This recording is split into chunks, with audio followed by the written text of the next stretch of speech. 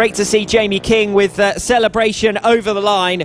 It's been a long season for King. He's been an ever-present. He's appeared at every round. He was unbeaten, thinking back to round number 1 in Llandaw and back in Wales again for round number 7. He was the race winner first time out. He came into this race with a 111-point lead in the championship standings, and with third place there, he further extends that with obviously only 100 points still up for grabs. So Jamie King is the champion in the pit bike 140 class. Will Howarth eats into the lead of Darren Anderson in the moto team category. Well done and congratulations, and it's another win. It's the Milky Bar Kid! The Milky Bar Kid is strong and tough, and only the best is good enough. The creamiest milk, the whitest bar, the good taste that's in Milky Bar. The Milky Bars are on me! Milky Bar, so creamy white, this ain't Milky Bar. Fantastic stuff. Congratulations to Brad Ray, BSB podium winner as well of last week at Alton Park, and to Jamie King as well. Fantastic racing, and yeah, there's one more race before lunch, and that is next Mini GP70s, which arguably provided probably one of many of the best races that we saw on track here at Glenagores yesterday. And that'll be coming up in just a couple of moments' time. You are listening to live radio coverage of round 7 of the 2017 Cool Fab Racing British Mini Bikes Championship. Thank you very much for tuning in online if you are listening. And a big hello to everyone here at the track as well at wonderful Glenagores. And a quick reminder as well, round 8 of this year's 2017 Championship was due to be held at Donington. We're now heading over to Rowra, back there, to a wonderful place to end the championship on a high, no doubt, for many riders and many championships. And that's the same place, the same date, where we will also have the end of season awards ceremony as well. So I know there will be a wonderful hog roast taking place, and we may also have a bit of a party. That's what I'm hearing. Of course, we will have a very big party, I'm sure. This is live radio coverage of the next race, Mini GP70s, happening momentarily.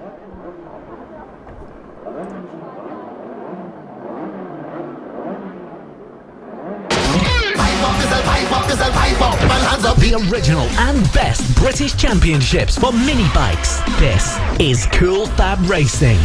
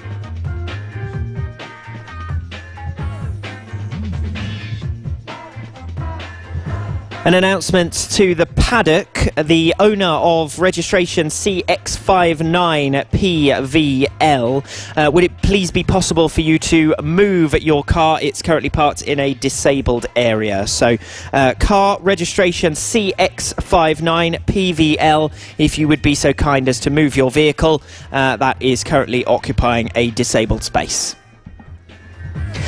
Okay, we're moving on with the racing now, and on to the third round of races here this afternoon with the Mini GP 70 category. Last time out, we saw Casey O'Gorman take the checkered flag by just 0.2 of a second over Jay Abel, and Louis Rendell also in touch on that occasion. So the top three was separated by less than 0.4 of a second. Brodie Crockford, Harvey Claridge and Callum Beach were also separated by just half a second further down in the battle for P4. As they get underway once again, Casey O'Gorman with the fastest start. Jay Abel hasn't made such a good one by the looks of it. Harvey Claridge up in P3. Brodie Crockford dropping back as well off the line from third, dropping down to fifth. So that's going to leave Crockford with some work to do. Claridge still occupying third place, having run well off the line from P4. So the break made by Casey O'Gorman once again. Will he have the pace to hold on? Fastest lap of the race last time out was set by Louis Rendell, who this time around sits in fourth place, ahead of Brodie Crockford and ahead as well of Callum Beach, who is trying his utmost to stay with that group. But it's the lead five who've broken clear at the end of lap number one, with Casey O'Gorman leading the way. Still Jay Abel in second place, Harvey Claridge in third, Louis Rendell in fourth position and Brodie Crockford in P5.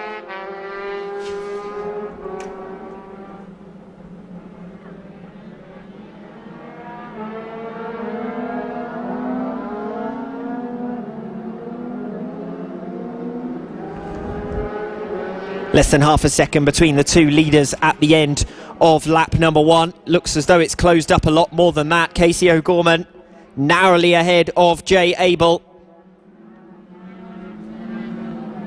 This one of the closer championships that will certainly be decided at the final round, as far as I can tell. The top two separated by a little more than 30 points, as Jay Abel sets a new fastest lap of the race to close down the gap between the top two. A second separate the top four. We're in a similar situation to what we were last time out in race number two. Louis Rendell sits fourth, Brodie Crockford in P5. He's just ever so slightly starting to drift backwards as Harvey Claridge gets into difficulty. The championship leader loses third position. Not sure what happened there. Coming off the spoon, he just suddenly lost power, got it back going again, and drops out of P3. So Louis Rendell makes up a position, and now Brodie Crockford has an opportunity to try and pass Harvey Claridge as well. Claridge, the championship leader, Crockford and Jay Abel, his nearest rivals. As I said, there's still a clutch of four riders in contention for this championship. The only one in the lead battle here who isn't in contention is Casey O'Gorman, and he's the race leader. O'Gorman, Abel, Rendell, Claridge, Crockford starting to drop back from fifth position. Sixth place Callum Beach is somewhat isolated now. Owen Mellor well adrift of him. Oscar Pinson in eighth position, and Luke Coggins in P9 ahead of Elliot Dufton, who rounds out the top 10. Watching to see if there's any change among those top three as they weave their way back through the Devil's Elbow once again. Casey O'Gorman leading, Jay Abel in second. We saw fireworks in the latter stages in race number one, as Abel tried to get the better of O'Gorman and fell. We saw in race number two he came up narrowly short. Will Abel finally be able to get the better of Casey O'Gorman for the first time this weekend? It's the last opportunity to do so, of course. Race number three in the Mini GP 70 category. The remainder of the round three races will take place after the short interval break. Brodie Crockford dropping back. The same problem again for Harvey Claridge coming off the spoon. I'm not sure what it is, but he suddenly slowed, and Crockford now comes through for fourth position. The championship leader has dropped from third to fifth. The top three breaking away now. O'Gorman, Abel and Rendell still in contention for victory. Crockford not able to keep with the pace of the leaders, but all of the top five set new personal bests on that previous lap, lap number 4. I'd be intrigued to know what the problem was for Harvey Claridge, but he's dropped 2 positions in a few laps there. Jay Abel with a new fastest lap of the race of 48.5, but a new personal best for Casey O'Gorman, who's trying his best to respond. It's still 0.2 of a second between the top two. Louis Rendell sits in third position. We've got a change of position for the lead. Down the inside goes Jay Abel ahead of the carousel, and Casey O'Gorman drops back to second. Brilliant move from Jay Abel to hit the front. O'Gorman now under pressure from Louis Rendell as well. Brodie Crockford has been picked off by Harvey Claridge, so Claridge starting to recover. If these three leaders hold one another up, Harvey Claridge may well be able to get back into this contest.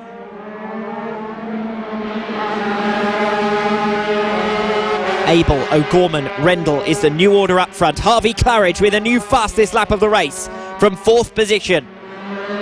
He's got 1.3 seconds to make up, but going at it well, gaining a couple of tenths of a second on that previous lap. We're only at the half race distance, so it's not all over for Harvey Claridge just yet, and he's made his way safely out of the spoon this time around. Twice the same problem, dropping Harvey Claridge back. He's made up one of those positions. Now it's time that he's got to make up, but he's got clear air in front of him, with Jay Abel, Casey O'Gorman and Louis Rendell potentially holding one another up here out in front. A little bit wide there, Louis Rendell. That's given Casey O'Gorman a bit of a buffer. He's trying to chase down Jay Abel. O'Gorman hasn't had to do any passing in this class, to be completely honest, because he's been rocketing from the starts and nobody's been able to pass him, but he's been able to get through down the inside. Up once again the Dragon Straight, and it's Casey O'Gorman who makes the pass down the inside. Jay Abel had to work so hard to pass Casey O'Gorman, and O'Gorman did it brilliantly going up the straight there. Casey O'Gorman ahead now of Jay Abel. These two have swapped and changed positions now twice. They've started to drop Louis Rendell in 3rd. Brodie Crockford has got back ahead of Harvey Claridge on this lap, so I'm not sure where that happened, but Claridge is having some problems.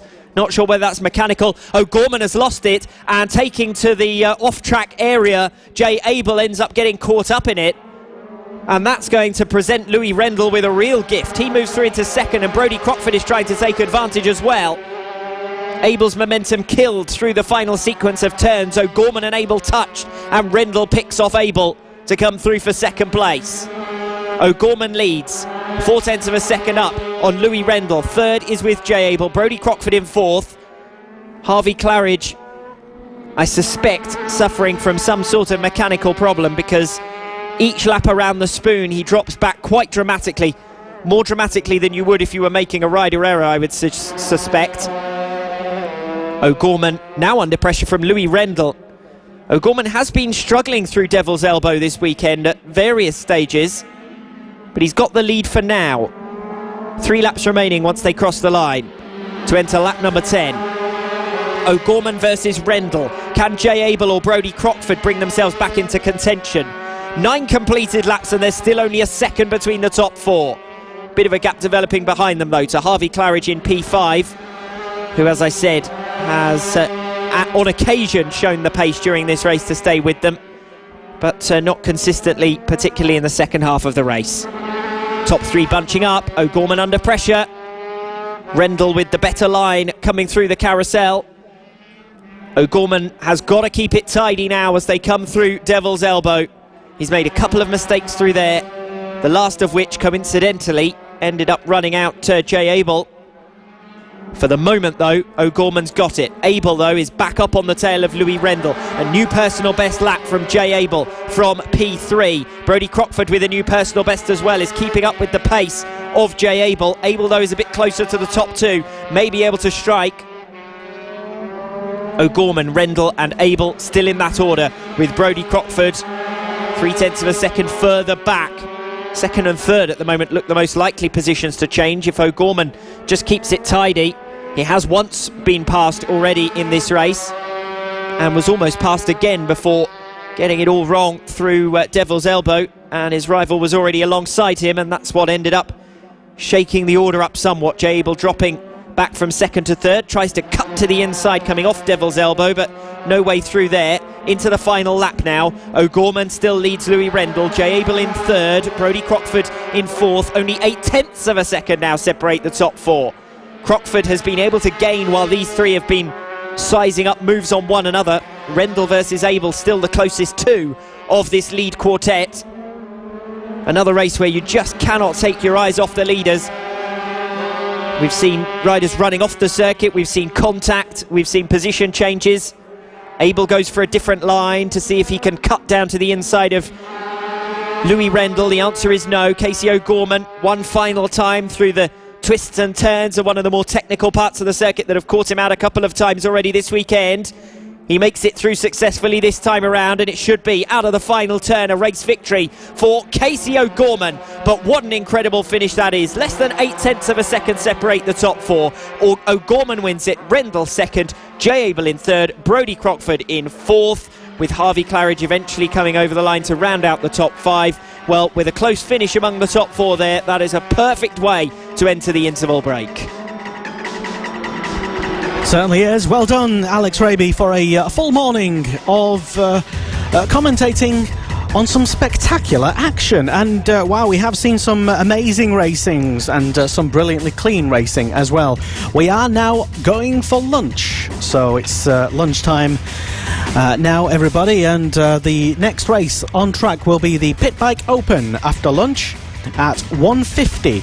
So it will be approximately a 35-minute lunch, and the next race is the Pit Bike Open category. So for the online listeners who are tuned in to us on Facebook Live, you'll be able to re-watch the Superbike show, which was originally broadcast live on Motorsport Radio with myself and former Cool FAB-Racing commentator Kiko Alexander-Giles as well. Yes, we talk about bikes. We might mention Bradley Ray a couple of times in it as well. And for everybody else, we can go to lunch here at the track, and we'll be back at 1:50. That's right, kids, it's lunchtime and it's time to go get your lunch. Time to go and have a sandwich or a particular snack if you're not too peckish. Maybe have an apple. Or an orange, indeed, yeah, an orange. A nice banana isn't too bad either. Or even a nice lemon. A lemon. This is Cool FAB-Racing. Live coverage all season on the Cool FAB-Racing Facebook page and on the website coolfabracing.com.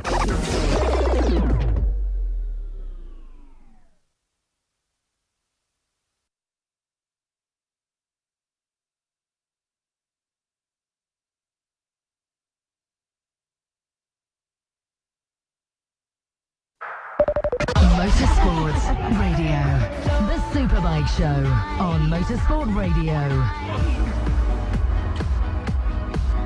Hello and welcome to another Superbike show here on Motorsport Radio. My name is Lester and we are very much live from Motorsport Radio HQ in the heart of England, up north. Yes, and for the next hour or so, we will be having a chat about everything that happened over the weekend at Alton Park, and to dissect and discuss everything that happened with me once again.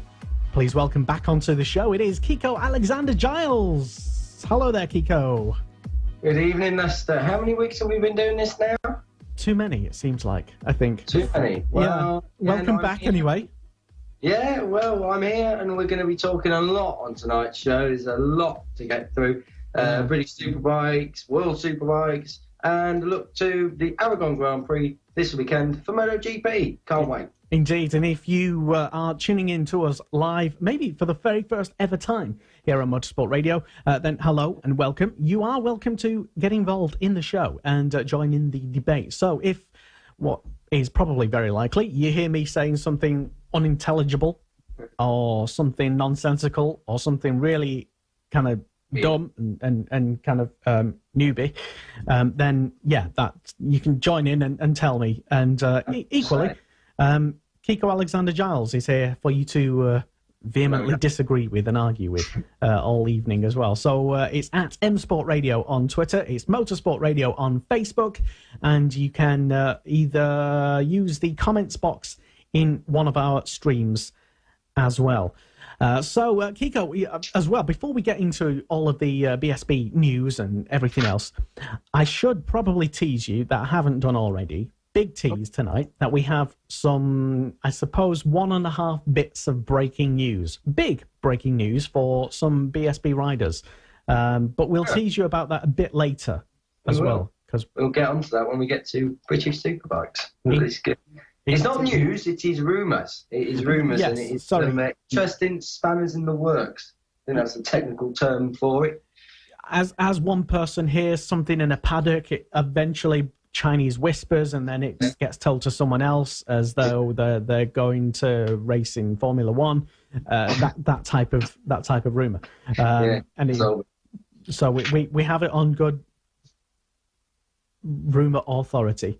So I'm here with my cup of coffee for this evening. Let me know as well if you what you've been doing and what snacks you're consuming for tonight's show. That'll be bottle of Coke in glass bottle tonight, I'll tell you. In glass bottle. Well, other Cokes are available, like Pepsi, even cherry flavoured Pepsi, I believe, which is not bad. A big hello to everyone who's already tuned in. So without further ado, Kiko, let's begin by breaking into some news. British Superbike news. Lots of it. The 2017 season has only got 2 rounds left, 5 races, but 2018 is quickly approaching. So you guys at home watching this and people listening online will want to know, well, where's everyone going for next year? I can tell you, the Paul Bird Ducati squad is already signed and sorted. Shane Byrne stays, we knew that anyway, but Glenn Irwin has signed another year deal to stay with the team. Interestingly, he also goes to the Northwest 200 again to defend his crown over in Northern Ireland. So that's very interesting as well. An announcement is going to be due in 1 week's time from the Bournemouth Kawasaki team. Pete Exton's JG Speedfit team are announcing their lineup next week. So that's just in time for our show next week, Lester. So we will be able to talk about that next week. I expect that it will stay the same. The rumour mill has it that Leon Hasdon will not be going over to Pichetti World Superbikes after all. Because he was rumoured to perhaps be looking at a ride over there. We had sources to me say that in May that he'd signed and gone over, but it's all fallen through by the sounds of it. Well, there's been a change of heart on one side of it all. So that's a shock. Well, it's not a shock. It is a shock, and it's not. You know, Aston doesn't want to leave if he doesn't want a BSB title. So, but anyway, their lineup is expected to be announced. We're not so sure on Josh Brooks yet. He will decide, I'm fairly sure, after Brands Hatch, because Josh has a job to do. He's come back to the championship this year with a big point to prove, and he's going to prove that point before any decisions are made. Interestingly, though, the shock of the year, you could say, Jake Dixon, he will stay for another year at the RAF regular and reserves Kawasaki team run by Lee Hardy. That's going to be the 3rd year in that team, 2nd year on Kawasaki. But apart from that, there's loads of rumours going around. Tommy Bridewell, what's he going to do for 2018? Some say that he's going to stay with where he's at WD-40. Others, we're not so sure.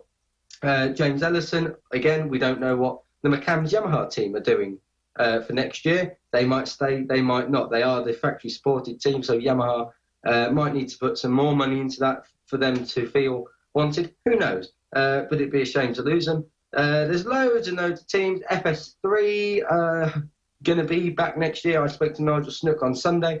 They will be back. We are awaiting a rider lineup as of yet, and we also await a rider lineup for the remaining 2 rounds if Billy McConnell is not fit. So that's a very interesting point as well. Apart from that, we can almost certainly say Sean Winfield will stay at Tag Racing because it's run by his dad. Gearlink will more than likely stay in the championship. Will they run James Westmoreland or not? I'm not so sure. We'll find that out later. Rumour has it that Richard Cooper will step back up to the Superbike team, the Superbike Suzuki team from the stock Suzuki team, and Bradley Ray will move across over to the Bennett side. And it's no secret that Martin Halsall wants to put Joe Francis on a Superbike for next year. That's one of his plans, at least. Anyway, we will find out in the coming weeks. Peter Hickman is another one. We don't know. Lots of people saying he's already signed for Tyco. Other people saying that he may have signed for Smiths. We will wait and see. The big question mark is Honda. Rumour has it both of their riders are leaving, so who's going to come and fill their boots? It's a massive option for a lot of movement, which already makes me excited for 2018. Simply amazing. Wow, that sounds like quite a lot of heavy rumour. Let's say I won't call it news because it's not. The Glenn Irwin and Jake Dixon is definitely confirmed. That's already done. So that is what we can say. But a lot of it is, like you say, rumour. Yeah, and it'll be certainly interesting to see how it all develops or unravels throughout the coming weeks and over the winter. Talking about riders and their injuries and such. How are people getting on? How's Andy Reid now? I hear he's out of hospital. Yeah, Andy Reid, I believe, broke his femur.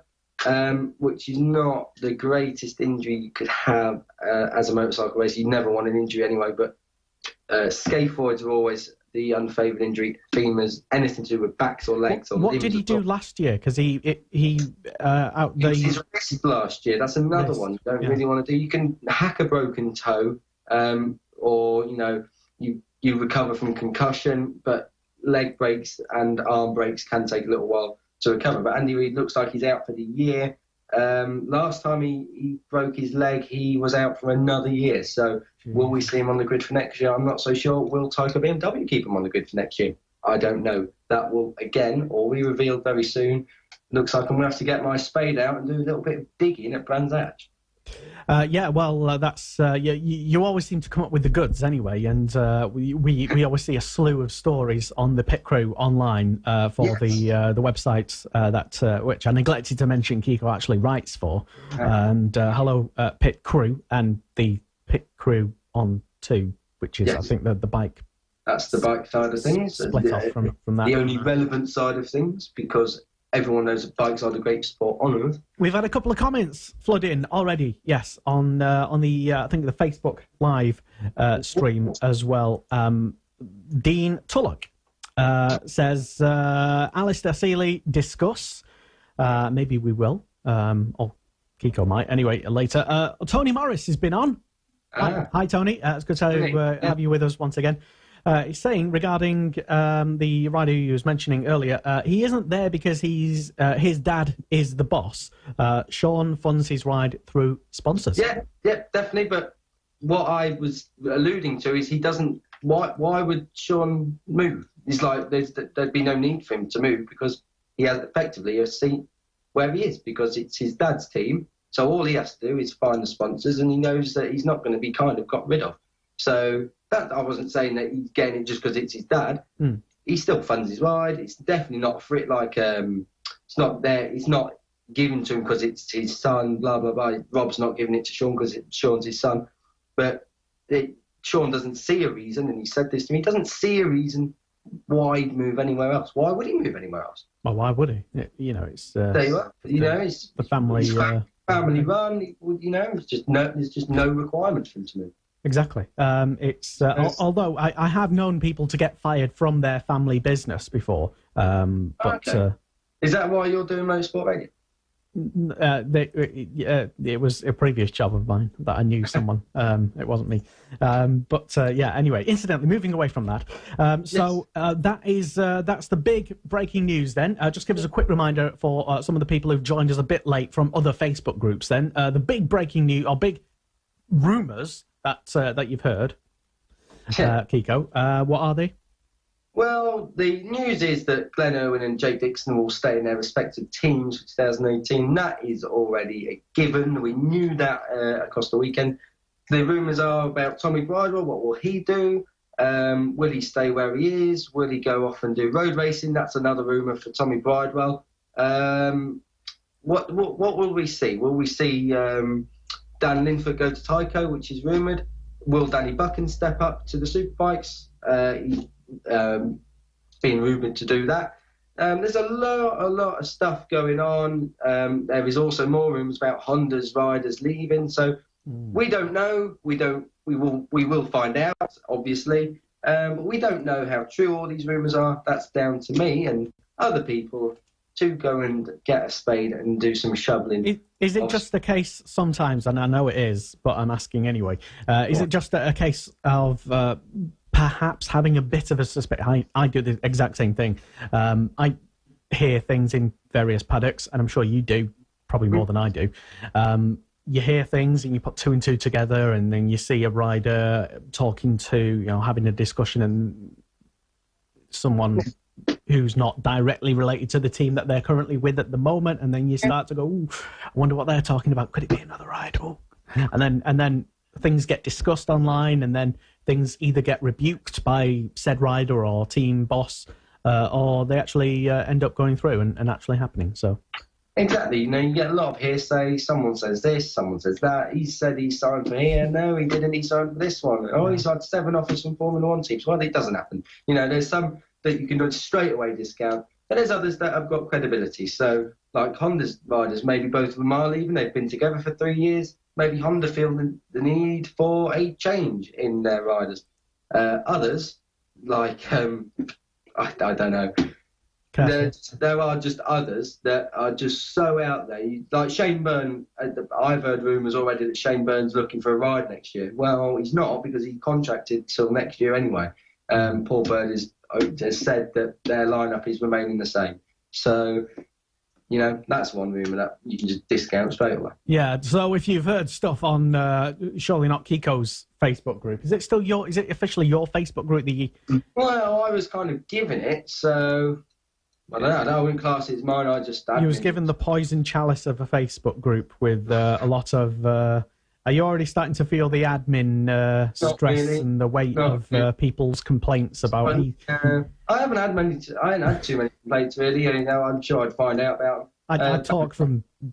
No, I've had one person already, but no, it's not. No animosity with us bike fans, Lester. It's you car fans we've got to look about. Okay, fair enough. There we go. There is other news away from rider lineup, I must add. Oh, yeah. And I have it here. Had a good conversation earlier with the team boss of Morello Kawasaki. They don't look like they are going up to the Superbike class for next season. Looks like they're going to stay in Superstocks. And they have replaced Fraser Rogers for the Brands Hatch meeting with Josh Day. Is that confirmed? It's confirmed by the team on social media, and it's confirmed down the other end of my tin of beans from Steve Buckingham, who runs the team. Okay, had to ask. So, yep, that's definitely happening. The team expected a little bit more of Fraser Rogers this year. It's been a bit disappointing, so they have they've replaced him with 1 round to go. Looks like Josh Day is maybe being considered for a rider for next year. Who knows? We'll find out. Well, if you are tuned in to us live, either on our website, motorsport.radio, or via one of the many places that we're streaming right now live, either on YouTube, on Periscope, on Twitter, on Facebook, on Twitch, on, I think, what is it, Ustream or Daily Motion, something, then, get in touch with us. Let us know. If you think that any particular rider is going to head off to a particular place, if you know something that we don't, and you've got a bit of juicy gossip under your hat. Shall we do it, Lester? Shall we do it? Shall we throw that teaser out there? We said we'd do it. Yeah, well, you don't blink. I mean, it's all you, this. We said we'd do it. So, Kiko's got a thing. I had a conversation with a rider this morning. I will not say whose name it was.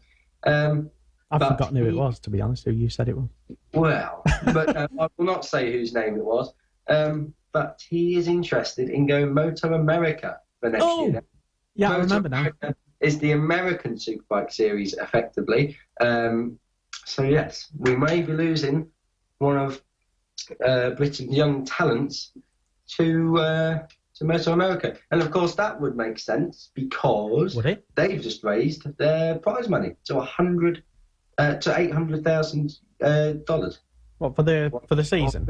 Or $1 million, obviously paid throughout, but interesting stuff. So yeah. So who is it again? What was the name? I mean, that's for the public concern. If you think you know, let us know in the comments section or tweet us @MSport Radio @MotoGP Kiko. Let us know. Who do you think this young rider is heading off to Moto America? I see. Okay. Well, Tony Morris says Keith Farmer is ready to step back up to Superbikes. Maybe Honda. That would be a dream, I think. Question is, rumour has it that Appleyard McAdam, who run Farmer in the Supersport class, are going up to the Stock 1000 class. So, again, rumour. Is it true? Is it not true?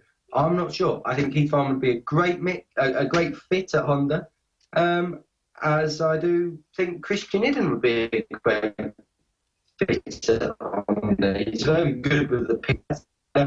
Five-blade is coming good in Britain, so it makes sense for that to happen. I'd love to see Keith Farmer back on a big bike. I was actually meant to catch up with him this weekend, but I was so run ragged, I just did not have the time. So I apologise there, and I will do, like I say, I'll get my shovel out and do some digging on that one. Keith Farmer has said he's not hid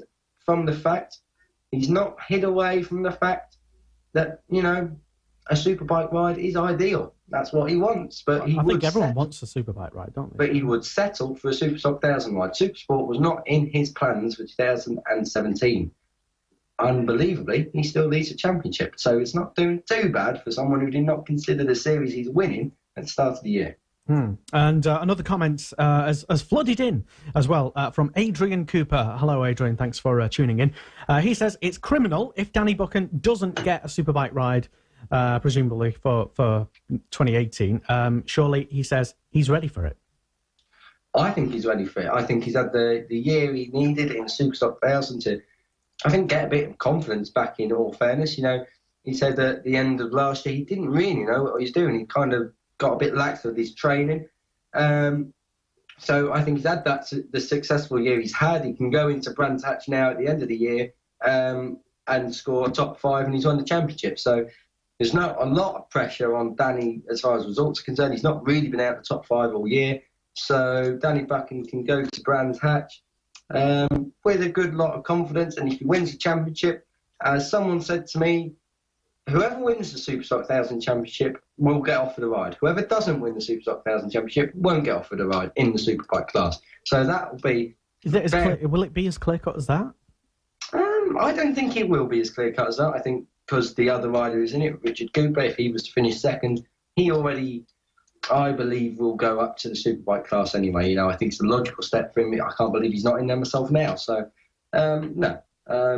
Danny Buchan definitely deserves another chance on the Superbike. I've got to remember, when he went up last time to the BYD Kawasaki team, that was a new team. He was a development rider, effectively. And when he went to Motor Repeat, that was the first time that he'd really been off a Kawasaki in about 4 years. So, again, not very accurate representations of that lad's talent. So it'd be great to see him back on a bike that has been in the championship for a few years now and has had reasonable amounts of success. Danny could transform the bike, Danny could make it a winner, so we shall see. How's your dinner going down, Kiko? I don't know, I had that really well. This is not back, does it? No, we noticed. My dinner is going down fine, still. 2 hours later. Good stuff. So the actual results from the weekend at Alton, if you weren't at Alton yourself or you didn't manage to watch it on TV, then I made a prediction last week for some bizarre reason. I got overconfident and made a prediction and said it would be a burn double. It wasn't at all. It was. I forget now. Yeah, race number 1 on this. Race number 1. Well, race number 1 was drama from warm-up. Jake Dixon, the poleman from Saturday qualifying, lost the front down into Lodge, destroyed the RAF regular and reserves Kawasaki. He had to start on pit lane. The bike wasn't fixed by the time the grid needed to be formed. He didn't make the next step, which was the back of the grid, so he had to start from pit lane. He did a sensational job of carving through the field. He got to 4th place. Yes, a few people fell off and retired in front of him, but he still stayed on. He finished 4th. So in race 1, my ride of the race went to Jake Dixon from pit lane. And he, of course, is a showdown contender. We cannot forget that. Jake Dixon has got the pace. He is in the showdown. He can win the championship this year, mathematically and realistically. I don't think it's too far-fetched to say he's got a shout of it. Yeah, so we'll get onto the showdown in just a moment. We will. So that was drama. And then the race itself, Dan Linfoot cleared off at the front. I honestly thought it'd be the first back-to-back Honda win since Alex Lowe's in 2013. On lap, with 4 or 5 laps to go, wasn't the case. Dan Linfoot's bike blew up. down into Island Bend, which is a very fast left-hander in the middle section of the circuit, and that was it. Game over for Dan Linfoot. Heartache for Honda. And Leon Haslam took victory there. It was John Hopkins in second, and Josh Brooks took third. So Josh Brooks did make a podium out of it all, which wasn't too bad. I don't believe it was too bad. I don't believe Josh was third anyway. So it was okay. It was a good race. It was a shame it was cut short, and it was a massive shame for Honda because I think that their bike is good now in the wet and in the dry, and it just was not deserved. You think that maybe, if it just held out, if the race was just a few laps shorter, or if this, or if that, or if they just chuck something new in, and you think all these things, and then it just goes wrong. So gutted for Dan Linfoot, but race 2, he made up for it. Dan Linfoot won an incredible race, without doubt. I think race of the year, race 2. For many reasons. Dan Linfoot's first ever dry weather win, his second win in 3 races, his second career win in British Superbikes, the Honda's second win of this season. Second was Leon Haslam, fought very hard. And third, and am I happy to say this or what? Bradley Ray from 10th on the grid, row 4. He come through 3 rows to get to where he did, fought through, caught the leaders hand over fist, and he was just 0.114 off a win. That's around an eighth of a second off a win. That was incredible.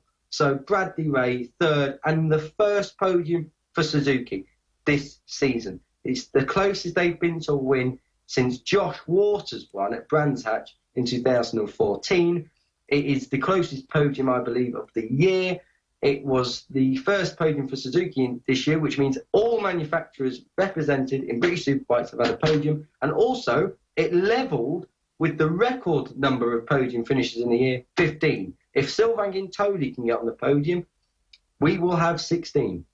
We will have 16 podium finishes, the first time ever. I think from that second race towards the end, because if I remember rightly, it started off wet or raining or drying. It was dry. Drying.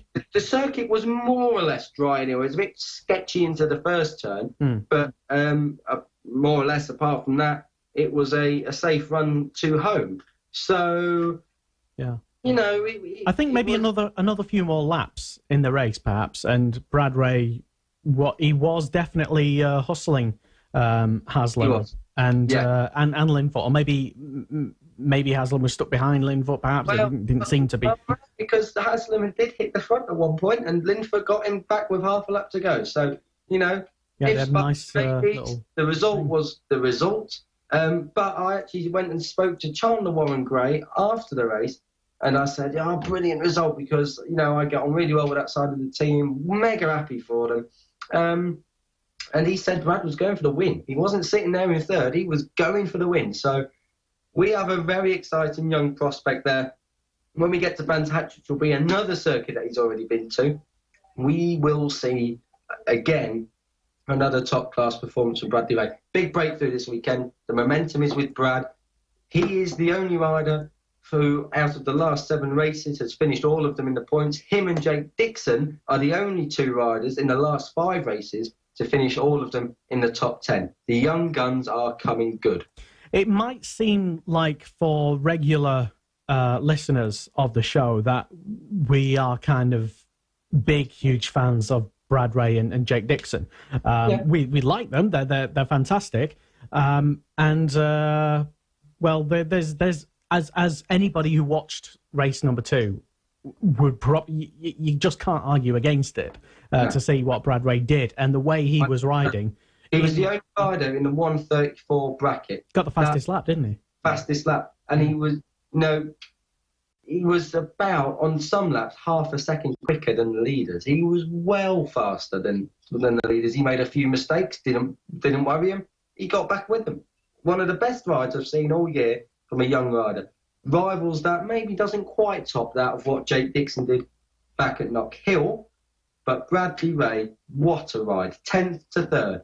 Brilliant. Yeah, certainly. Brilliant. And I don't know, other riders in their, let's say, downtime or spare time or in between BSB races. I know some people like to go do some motocross, some people obviously like to do some road racing and some other bits.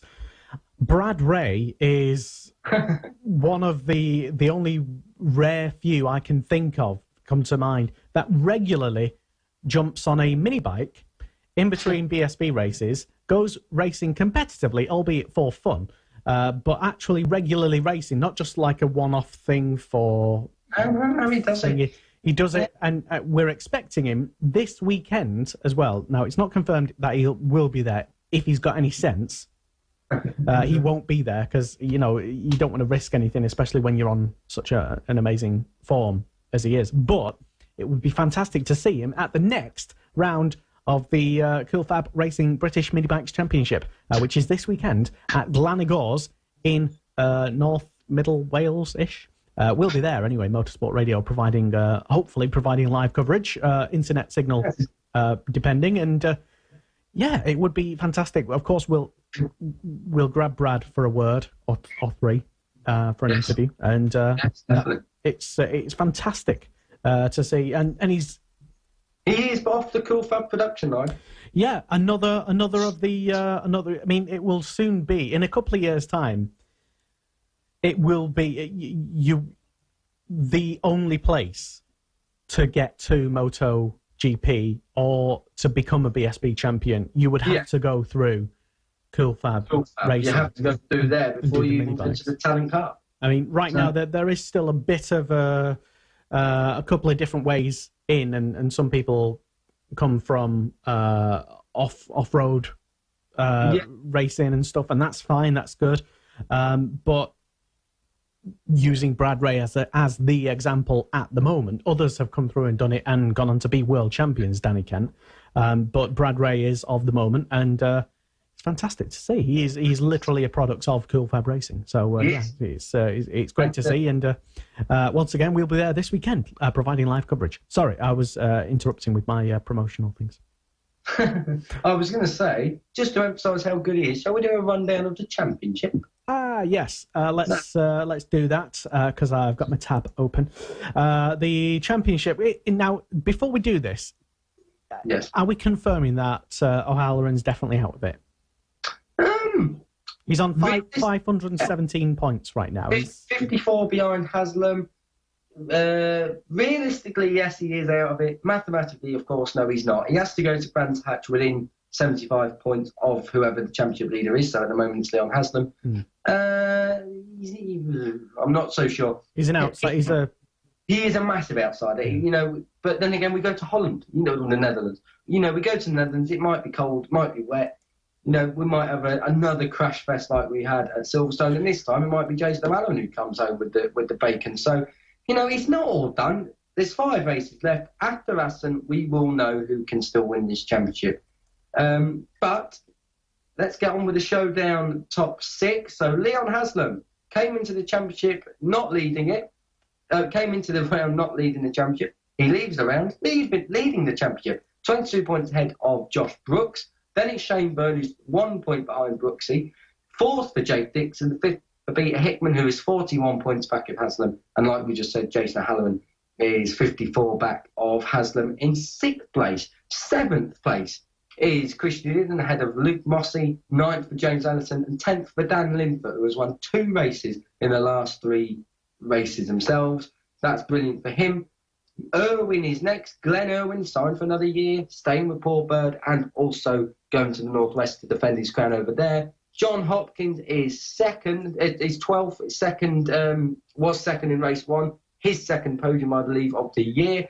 And 13th, like we just said about him, Bradley Ray. Bradley Ray is 26 points ahead of the next Suzuki. He is only 25 points behind Dan Linford in 10th in the championship. If Bradley Ray took a top 10 in his rookie year in the championship, that'd be a story to tell and a half. So Bradley Ray is 13th, thanks Michael Laverty and Sylvain Gintoli. Tommy Bridle had a bad weekend. He crashed out of race 1 and had visor issues. I believe his visor was torn off, actually, in the second race. So that was an issue. So he retired out of both races. You know, until, where was we? Cadwell. I think it wasn't until Thruxton, Tommy actually didn't drop any points throughout the year. He like you said, just looking at his history of the season, and yeah, he's kind of had a real nightmare second half. It's been very difficult. Well, you say second half, he gave Team WD-40 their best ever result with 6th place at Cadwell Park, race 2. So it's not all been bad, but it's been far from what Brent Gladwin and Tommy Bridle would have expected. I know Brent reasonably well. He set goals at the start of this year, which he is now reflecting on as maybe being a bit unrealistic. But as is Tommy. They both set goals. They've not been met.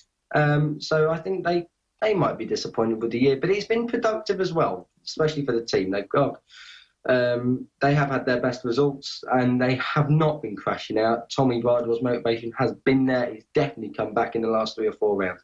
But below Tommy Bridle, Jakob Smertz, Taylor McKenzie, James Westman has had a reasonable few rounds as well. Martin Jessup, and then the absent Billy McConnell, Davide Giuliano, or Italian Dave as he's known in British Superbikes, is out of it. He's back at Red Bull Honda at World Superbikes. We'll come on to World Superbikes a little bit later on. Andy Reid is injured. Aaron Zanotti, Sean Winfield, and Joshie Elliott are the last of the point scorers. Interestingly, Josh Elliott, we mentioned Morello Kawasaki earlier, he will be riding again for them. I believe they have a test plan for him, and it looks like they might be one of their riders for next year. So all good for Steve Buckingham's team running out of Norwich. Very interesting. So there you go. All the latest on the situation, the showdown, and the rest of the standings, which is kind of largely kind of irrelevant. It's mostly just for pride and money, of course. But sponsors and stuff want to. See you exactly. It's not all about the top 6. It's personal performance. There's plenty of battles outside of the top 6, but there's enough in the top 6 to keep us going. Exactly, yeah. And I'd like to, in my mind, I want to keep on thinking that, like I said, it's not entirely about the top 6, because there are fantastic performances. There's a whole grid full of riders and bikes all performing brilliantly. And it's been a very competitive year this year.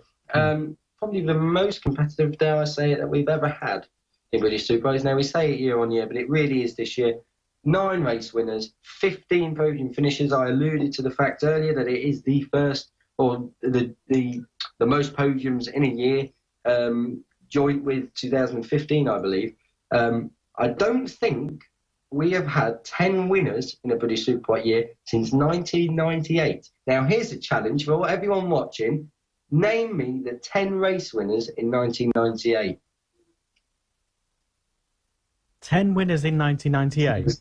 10 winners in 1998. I will take part now. Well, they can probably just go into Google and check Wikipedia straight away. I tried double checking and I can't. You'd have to go on YouTube, I believe. But I'm going to try and see if I can get. There must be at least somewhere. But probably. I don't know.